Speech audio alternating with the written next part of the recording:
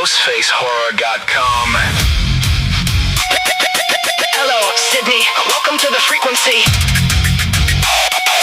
Something's wrong, I can feel it. It's that 3117 chill. 6 minutes of carnage. The signal didn't fade. We aren't just taking chances. We're rewriting the DNA.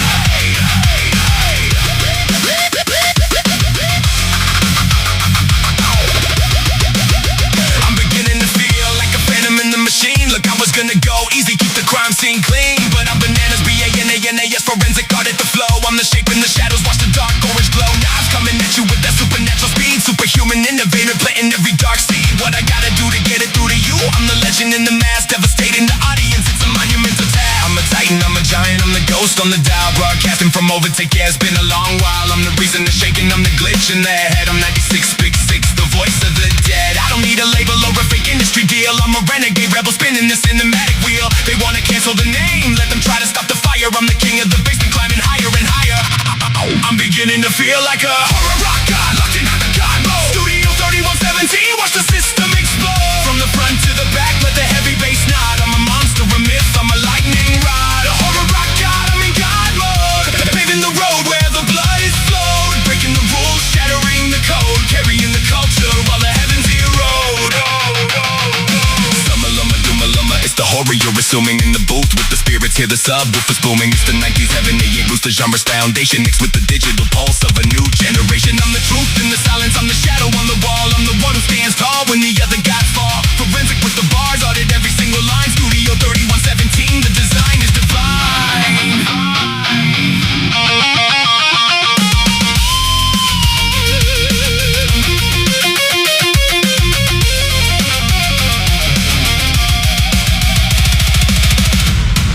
Beginning to feel like a horror rock god, locked in God mode. Studio 3117, watch the system explode. From the front to the back, let the heavy bass nod. I'm a monster, a myth, I'm a lightning rod. A horror rock god, I'm in God mode. Paving the road where the blood is flowed. Breaking the rules, shattering the code. Carrying the culture while the heavens erode.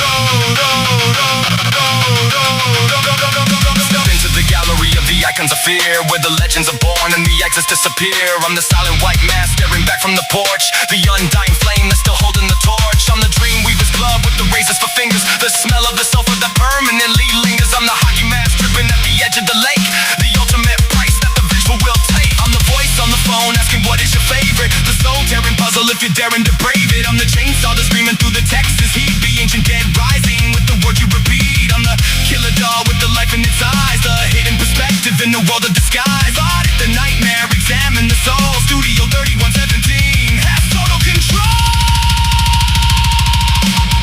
I'm beginning to feel like a horror rock god, locked in God mode. Studio 3117, watch the system explode. From the front to the back, let the heavy bass nod. I'm a monster, a myth, I'm a lightning rod. A horror rock god, I'm in God mode. Paving the road where the blood is flowed. Breaking the rules, shattering the code. Carrying the culture while the heavens erode.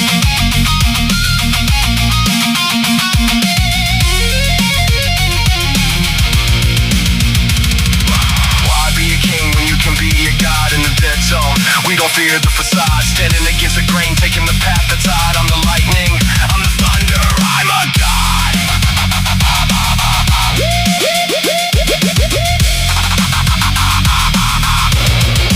Horror rockin' god.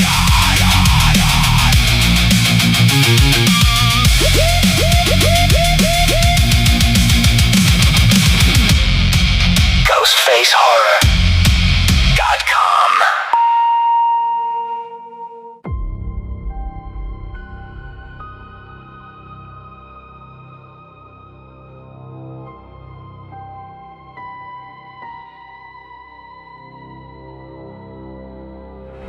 Hello, listener.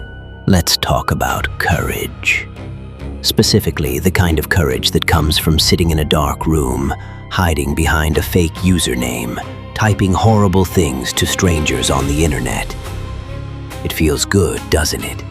To sit on your little digital throne, spitting venom, thinking you're completely untouchable because there's a glowing glass screen separating your pathetic face from the rest of the world. They call me the horror rock god.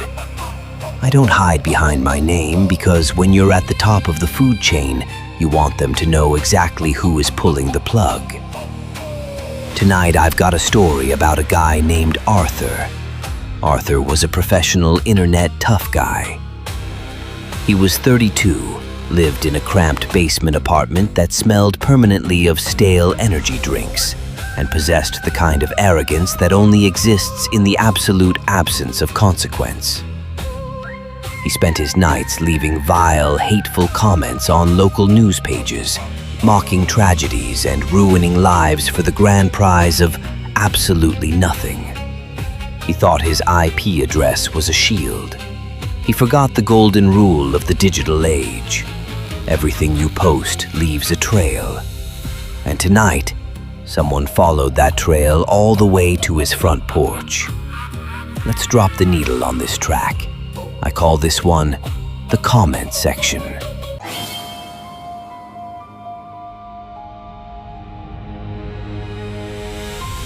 It was 1:15 a.m. on a Thursday. The only light in Arthur's room came from the aggressive, blinding glare of his dual monitors, illuminating the literal trash pile of his life.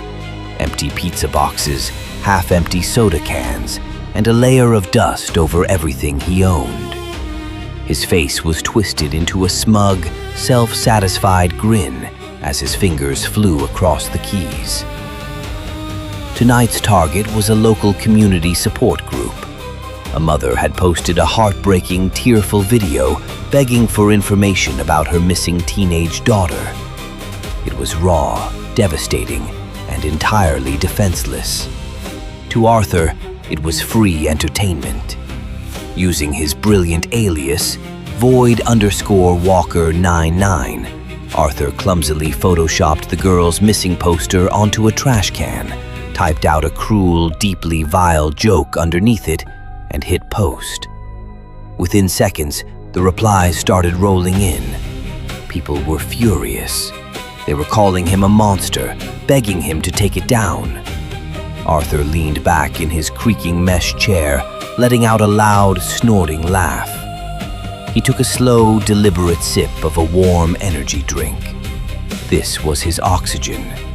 The genuine pain of total strangers fed his ego. He felt like a god in this room, completely safe, completely anonymous. A sudden, sharp, metallic clang echoed from the back of the apartment. Arthur stopped chewing on his ice. He held his breath, his eyes darting away from the monitors toward the dark hallway that led to his small kitchen. The drip, drip, drip of the faucet continued. Then, a soft plastic rustling sound. Arthur's heart gave a tiny, involuntary thud. He stood up, his chair squeaking loudly against the linoleum floor. He grabbed an empty glass bottle from his desk, his makeshift weapon, and tiptoed into the kitchen, his heart hammering against his ribs. He rounded the corner, flipping the light switch. Then meow and the frantic skittering of paws.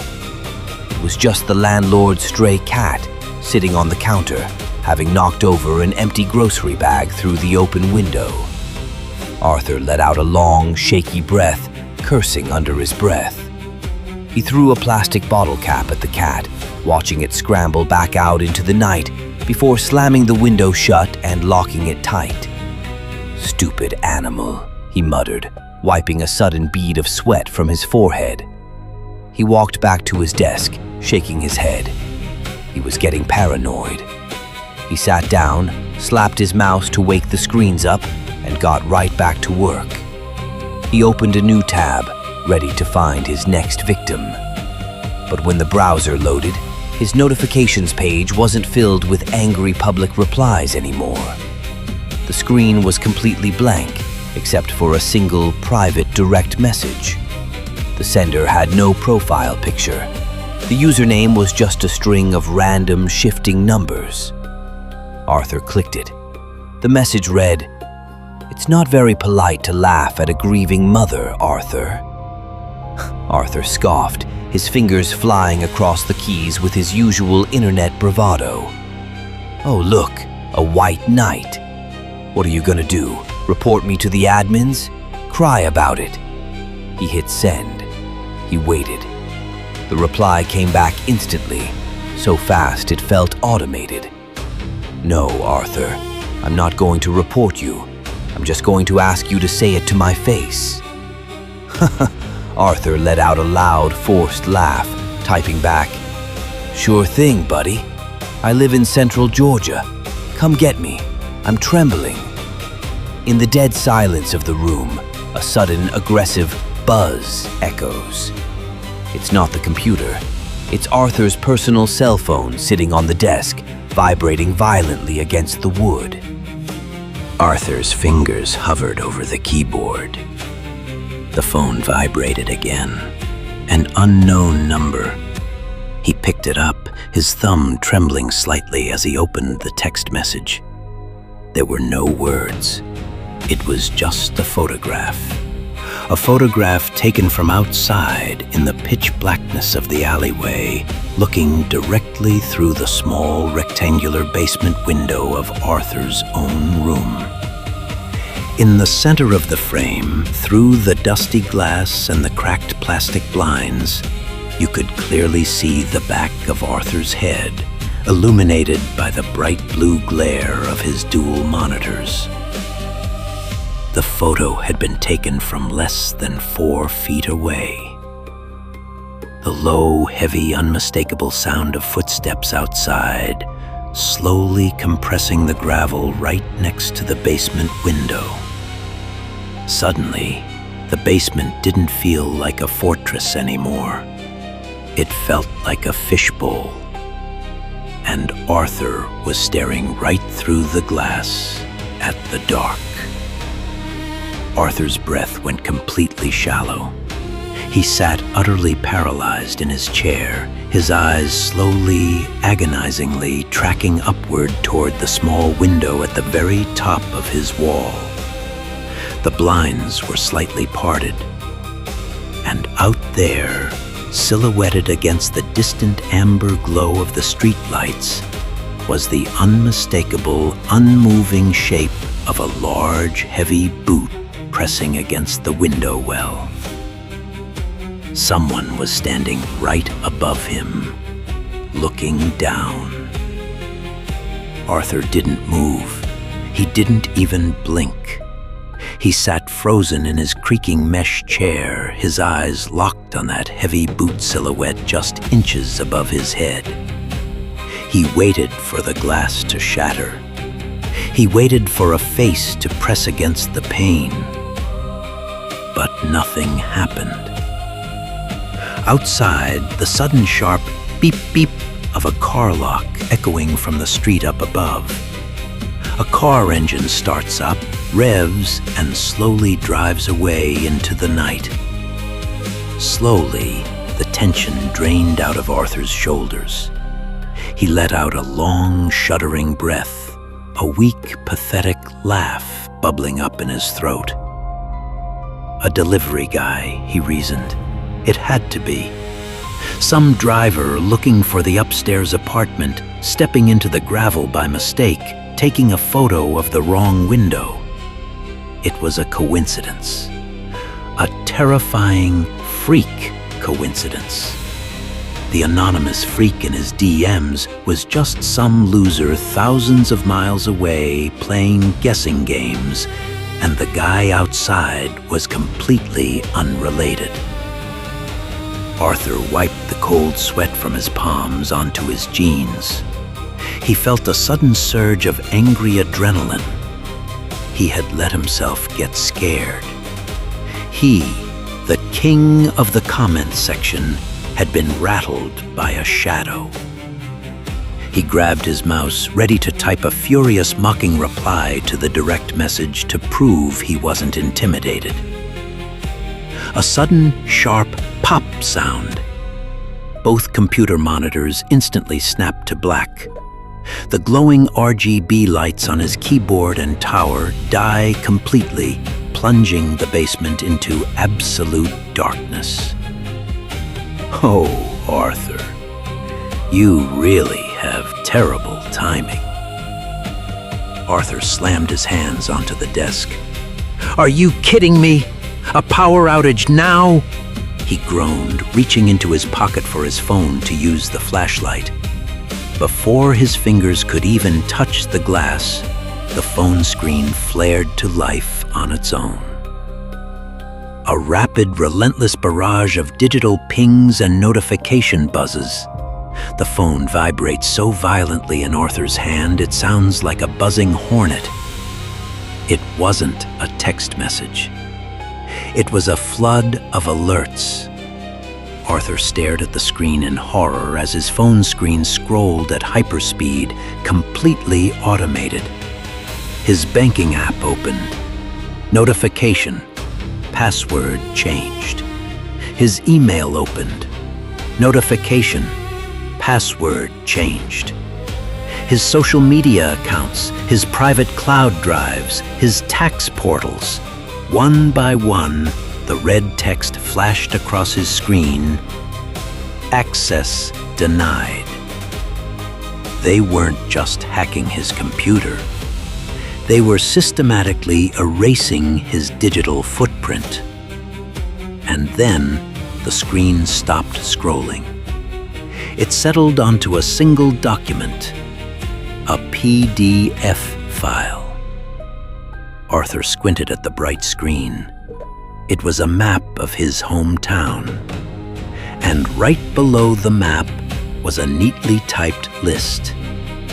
His full legal name, his social security number, his bank routing numbers, the names of his parents, his elementary school, the address of his workplace, and at the very bottom, a single line of text.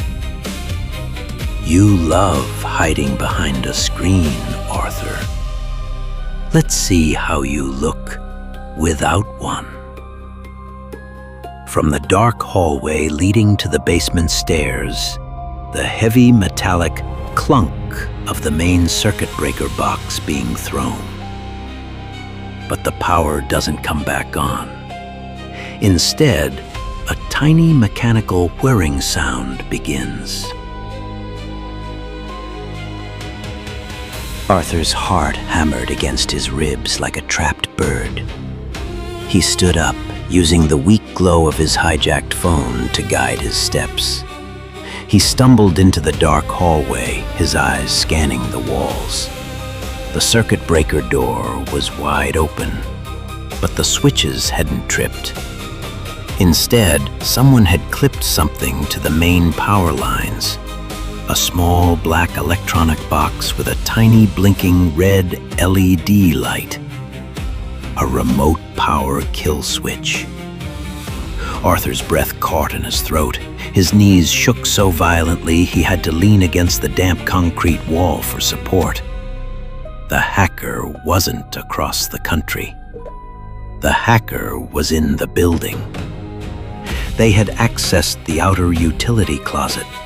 From directly upstairs, the floorboards of the main house, comes the loud, distinct sound of a heavy wooden door creaking open.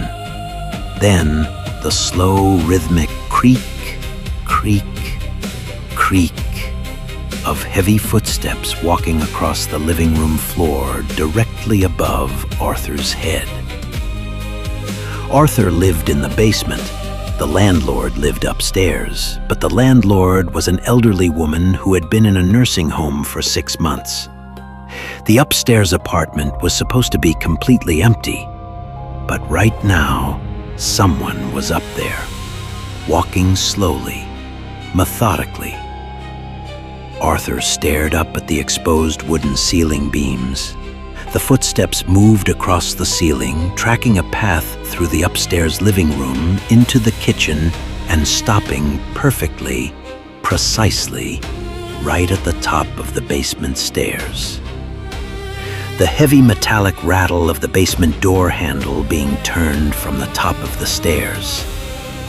Click, click. The door slowly swings open, the hinges screaming into the dark silence. Arthur held his breath, his eyes wide with a terror he had never known in his life. He waited for the footsteps to start descending the wooden stairs. He waited to see a silhouette at the top of the landing. Instead, the footsteps stopped. A sudden sharp chirp from Arthur's phone. A final text message pops up on the screen, illuminating his terrified face in a pale blue wash. Arthur looked down at the screen. The message was from his own number. It said, "I can't hear you." The silence in the basement is total, heavy, and freezing. The only light left in the entire world is the dying 1% battery glare of Arthur's phone screen, casting long, jagged shadows up the wooden stairs. Arthur stood at the bottom of the stairs, staring up into the absolute blackness of the open doorway. His hands were shaking so violently, he dropped the empty glass bottle he'd been holding. The loud, hollow clatter of glass rolling across the concrete floor is all that is heard in the dead silence. He flinched, waiting for the sound to trigger a rush of footsteps. But whoever was at the top didn't move. They didn't run down the stairs with a butcher knife. They didn't yell. They just waited. They were letting the silence do the heavy lifting. Arthur couldn't take it. The digital tough guy, the man who ruined lives with a single keystroke, was reduced to a weeping, pathetic mess in the dark. "Who are you?" he screamed, his voice cracking, echoing pitifully off the concrete walls. "What do you want from me? I'll delete the post. I'll delete the whole account. Just please."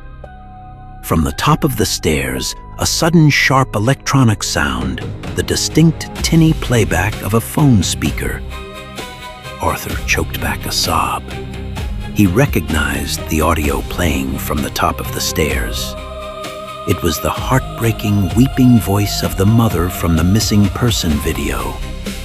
The exact video he had mocked just an hour ago. The audio looped once, twice, and then it was abruptly cut off. A voice spoke from the darkness of the landing. It wasn't loud, it wasn't angry. It was flat, calm, and utterly chilling. "You had a lot more to say when you were typing, Arthur." The sudden heavy thud of a heavy boot hitting the first wooden step. Creak. Then the second step. Creak. Arthur turned and ran. He didn't look back. He scrambled through the pitch-black basement, tripping over his own trash, smashing his shin against the desk before frantically clawing his way up to the tiny rectangular window. He ripped the plastic blinds down, desperately grabbing the window latches. He threw his weight against the glass, but the window didn't budge. He wiped the dust away with his sleeve, the weak light of his phone screen catching the outside of the frame. Someone hadn't just stood in the window well earlier. They had driven 4 heavy 3-inch steel screws directly through the outside window frame into the foundation. It was completely sealed. The footsteps reached the bottom of the stairs, stepping off the wood and onto the flat concrete of the basement floor. Tap, tap, tap. Arthur spun around, his back pressed against the locked window, sliding down to the floor. He held his phone out like a shield.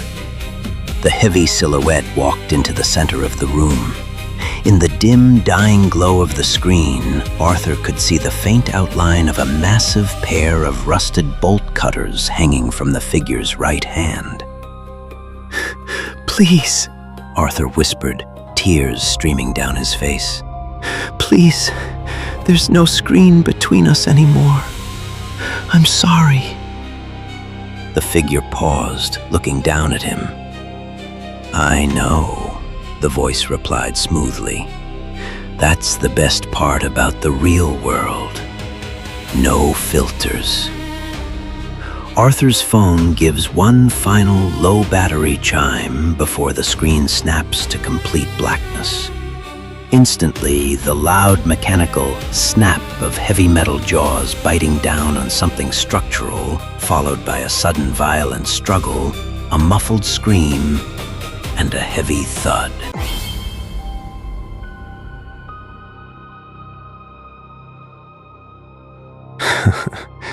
And that, heavy listeners, is what we call a permanent data wipe. You really have to appreciate the irony here. Poor Arthur spent his whole life trying to get people to notice his comments, and the second he finally gets a real, dedicated follower, he completely logs out. Honestly, look on the bright side. His screen time dropped to absolute zero, his internet bill is officially canceled, and he'll never have to worry about an algorithmic shadow ban ever again. It's all about digital wellness, people. Stay positive. If Arthur's little offline experience left you logging out and checking your own privacy settings, don't log off just yet. Head over to ghostfacehorror.com and see what else we're cooking up in the dark. We've got all the branches of the horror empire up and running.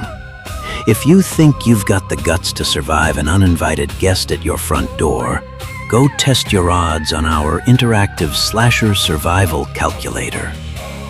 If you want a deep forensic autopsy of the genre's greatest kills, take a seat at the Scare Table podcast. And if you just want a dark, atmospheric soundtrack to keep you company while you watch your basement windows tonight, stream the live audio broadcast of 96.6 FM, The Dead Zone, the only station that keeps spinning after your pulse stops hitting the chart. Before I shut down the console and leave you to your thoughts, we have to play a little something for Arthur. It's only polite to give the man a proper send-off. You see, he loved digital noise. He loved the static, the pings, and the anonymous chaos of the feed. So I dug deep into the darker side of the vinyl racks tonight. I pulled a track from the deep vault that bridges the gap between the living and the dead. This one goes out to all you keyboard warriors sitting in the dark right now. It's got a heavy rhythm, a beautiful bass line, and just enough distortion to drown out the sound of someone unscrewing your basement windows. Think of it as a little soundtrack for your digital detox. Turn the volume up until the speakers start to sweat. Let's see how long you can listen before you start looking behind you. Straight from the deepest drawer of the horror files, spin this. Beaten what for? Can't take much more. Here we go, here we go, here we go now. Fire up that loud. Another round of shots. 1, nothing wrong with me. 2, nothing wrong with me. 3, nothing wrong with me. 4, nothing wrong with me. Turn down for 1, something's got to give. 2, something's got to give. 3, something's got to give now. Let the bodies hit the floor. Let the bodies hit the floor.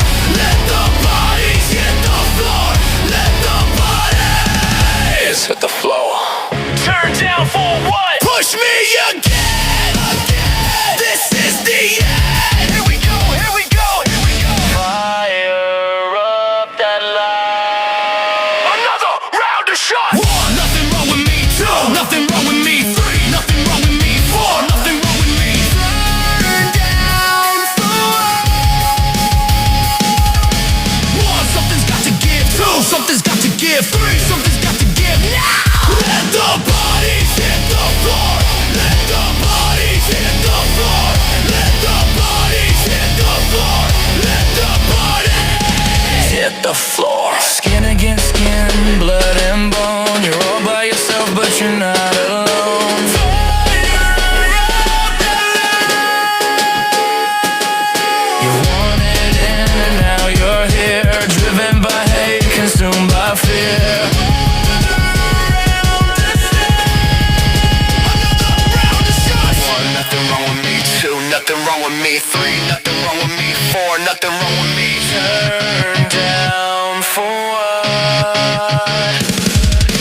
One, something's got to give. Two, something's got to give. Three, something's got to give now. Let the bodies hit the flow. Let the bodies hit the flow. Let the bodies hit the flow. Let the bodies hit the floor.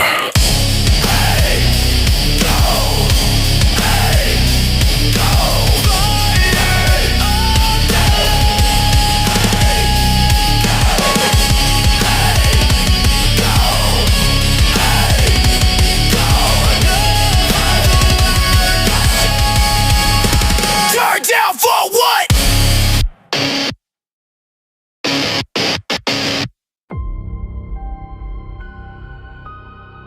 I've been your horror rock god, coming to you live from the absolute end of the dial. And remember, if it bleeds, it plays.